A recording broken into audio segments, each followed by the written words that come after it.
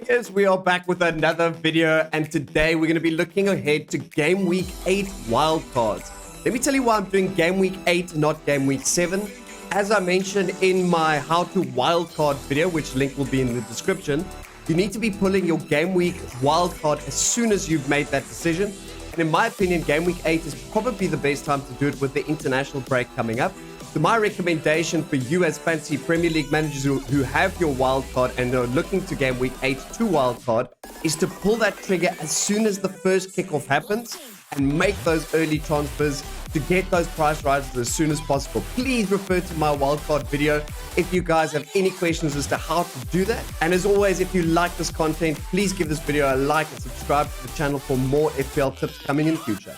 Starting at the back, and this is probably the most boring out of all of the positions to chat about, but in my opinion, there's lots to chat about in terms of these goalkeepers. I've gone for Ward and Pope at the back. To me, the first one is obvious, and that's the bench keeper. 4.0, and he's a playing keeper. If you don't have Ward in your side as that first choice playing keeper, then you've really got to think about some of the decisions in your life. I'm totally joking.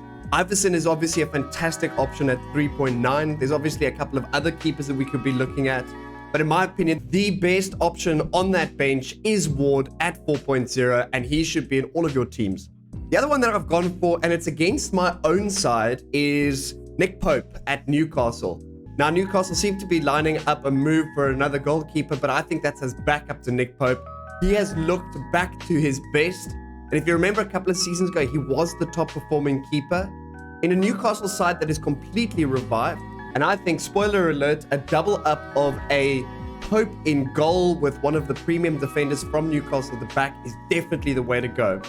Moving ahead, taking a look at my back line, and you'll see there's a controversial pick in Alexander-Arnold in there.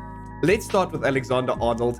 He is the best FPL asset you can own, hands down. I don't care what anybody has to say, and eat me up in the comments below, but Alexander-Arnold offers the best value for a player in any position in the FPL community. And if for whatever reason you've taken him out of your side, I think that's a complete mistake. Alexander-Arnold has been out of form and hasn't been performing that nicely with scores of 1, 3, 0, 17, 2, and 1. But you have to bear in mind that this particular game against Everton, he was removed in the 58th minute.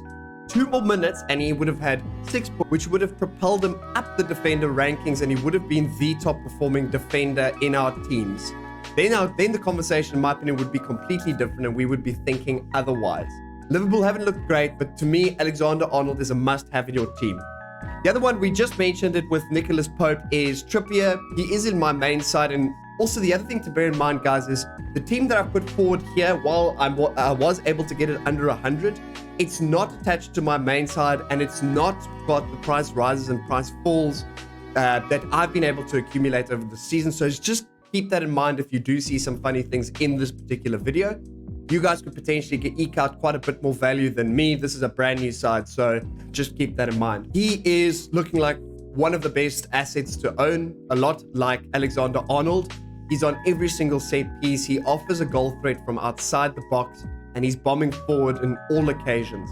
To me, Kieran Trippier should 100% be in your side. I've seen that a lot of the transfer targets through Game Week 7 and looking ahead to the wildcard in Game Week 8 points towards Kieran Trippier, and I think that he's going to be the #1 target for those Game Week sides for the wildcard. Reece James, and that's a bit of a controversial one. If you look at Graham Potter just joining the team, we might see a change in system. However, Graham Potter has definitely looked like a manager that likes to employ the wing backs, although he's quite juggly in terms of his tactics, in terms of what he wants to put forward. But that means that we might see that shift from Reece James playing right centre back to right wing back again, and that's where we want him as FPL managers. And that's why I think we're going to see him back to his blistering best. The other one to keep in mind is Cucurella, who used to play under Graham Potter at Brighton, and potentially it might make sense to upgrade some of those bench defenders into a Cucurella to allow you a rotation option and go for that double up in Chelsea when they're against a weaker side. Then looking ahead, I'm going to be playing, as I've been playing almost the whole season, 3 at the back with my man Emerson that I keep tipping. If you guys haven't moved for Emerson yet, you've got to do it. He is playing for West Ham. West Ham won their Champions League game yesterday, and he got a goal. So Emerson, in my mind, is an obvious pick that should be going into your wildcard draft and might even make sense ahead of Williams from Forest and represents probably the best 4.0 player in the game. So really keep your eyes on Emerson. He's going to be a player that the entire community jumps on. The other one I've got, just because I'm playing 3 at the back, is Neco Williams. He's looked good. Nottingham Forest haven't looked great, but he looks like a fantastic option at that 4.1 mark. Moving into midfield, and you'll see there is an omission. I am going against my main side. My main side, I'm actually captaining Salah in the game against Wolves. But I don't know whether Salah in the future fixtures makes that much sense. So I'm going with Salah for this particular game week 7. But bear in mind that this is a draft for game week 8. I'm gone Salah-less, and I've gone for De Bruyne instead. That bromance that's developing quickly between De Bruyne and Haaland means that the assister and the goal scorer might be the two that gets a lot of points. In this instance for Man City, I think that we're going to see a lot of that happening through Haaland and De Bruyne. So no Salah, that's a big one. So we'll go straight into De Bruyne. De Bruyne, he's looked fantastic for City, having got a few returns in these game weeks, and he just looks like he's getting better. City, weirdly, despite the fact that Haaland has been so free scoring, has looked a bit off color this season. Weirdly, I don't think that they're at their full best yet, and I think that we could see a lot more points coming from that De Bruyne-Haaland double up. And I'm very happy to own Haaland and De Bruyne in my side. It's not a spoiler alert that Haaland's in this wild card, by the way. I've gone for Saka. I think Saka has shown signs of returning to that form that we loved in the last season, and he's had a prize fall. And to me, wildcard, a lot of it is around making those moves earlier ahead of the other managers. He managed to get an assist and some bonus points in that last game. And I think we're going to see Salah outscoring the rest of those Arsenal options, and is probably going to be the best Arsenal pick going forward. From a bench perspective, we've got Andreas Pereira. I'm very happy to still have Andreas Pereira. He looks fantastic. Fulham looks like a side to be reckoned with, and he should be in your side. He's already selected by 24.8% of the game, and I think that that players are just going to keep jumping on Andreas Pereira. Lastly, Martinelli, owned by 46.6% of the FPL community. It goes without saying, he's a fantastic pick. He had his goal chalked off against Man United, which he shouldn't have. I don't really care what you guys have to say. It was a 50-50 call, and if VAR has to overturn a decision, it has to be a 100% wrong decision. If it's a 50-50 call, VAR can't overturn it. That easy. But Gabriel Martinelli stays on the side. Then, in the forward line, you'll see there's no Jesus, which a lot of people probably would look at and go, why would you go against the entire FPL community with as many people as 80% of the game owning Jesus? And to me, it's because there's better options. Mitrovic's fixtures turn. So from game week onwards, he just goes into a sea of green, almost all the way into that second wildcard that we're going to be seeing. The only game is Man City, and you can just bench him for that one, but it's just a sea of green for Mitrovic. He's already scored against the top side, so I'd be very surprised to see that he doesn't keep up that run of form going into the run into game week 18. I think Mitrovic ahead of Jesus just makes all the sense in the world. The other one is Ivan Toney. He has been probably the standout striker, except for Haaland, the standout striker in our FPL sides with a hat-trick over the last weekend. They've got a fixture run that rivals almost anybody else's fixture run. So I think Ivan Toney for the short, medium term is going to be one of the best FPL assets you can own. And then the last one that goes without saying, owned almost by 80% of the FPL community, the most informed player in the world. And it's without a doubt, he's the most informed. He is the best player in the world, Erling Haaland. He's going nowhere in the side. Just to cover a couple of the tweaks that you can make to the side that I was referring to, and we'll just start at defense.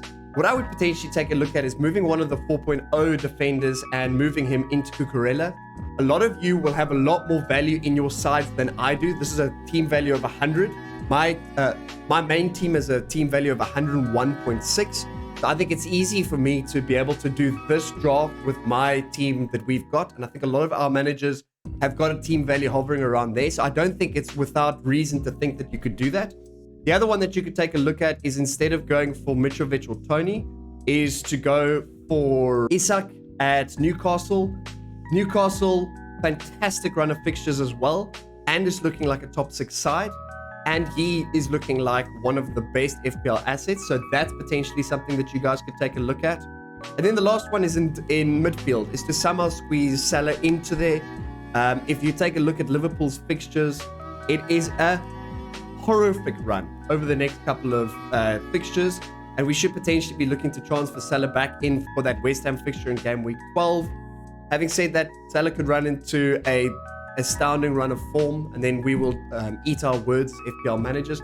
I just think you shouldn't be backing an out-of-form Liverpool with the teams that they're up against in the next couple of game weeks. And that's really it from my side. I think this would be the best, the draft that I've got currently with Nico Williams' move to Cucurella. I think this is the best game week 8 draft that you guys could do.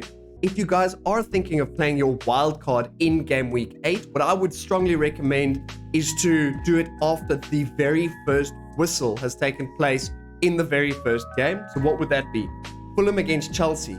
In this game, you play your wildcard button, and then you follow all of the steps that I go over in the how-to wildcard video, which is to transfer in all the players that you think are going to go up in form, transfer in all of the players that you think are going to go up in value, transfer out all of the players that you think are going to decrease in value, and then set and forget that team all the way through up until that game week deadline after the international break. Don't tinker with the side. Don't play around because you're going to lose value. Potentially what you could look at is at the end of the game week, so at the end of this Leeds Forest game, see who scored, see who's going to be knee-jerk reaction pulled into the side, and potentially tweak your side to allow for those price rises and price falls, but then just set and forget the team. I did go over this entire video in my wildcard video, which I will link in the description below. Buggers, if you have enjoyed this content and it has helped you in your FPL journey, consider giving this video a like, subscribe to this channel. We are exploding in terms of our YouTube presence, and we would love to have a bigger fan base and all of you guys to be part of that. And I'll catch you guys in the next episode.